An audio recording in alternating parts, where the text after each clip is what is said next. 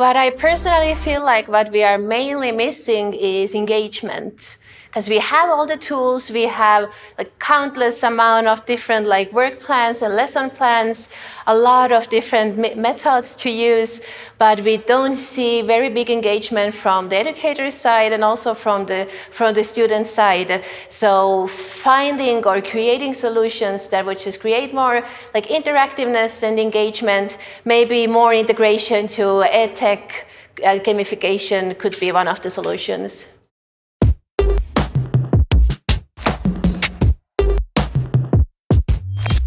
Well, it sounds a little bit of a cliche, but I think that overall we have to bring education to where young people are or where our target group is already, because we know that often it's not school, often it's not the kind of formal educational framework that actually engages young people. So rather to take it to the streets, to their smartphones, to their social media, could be just make it a little bit more accessible.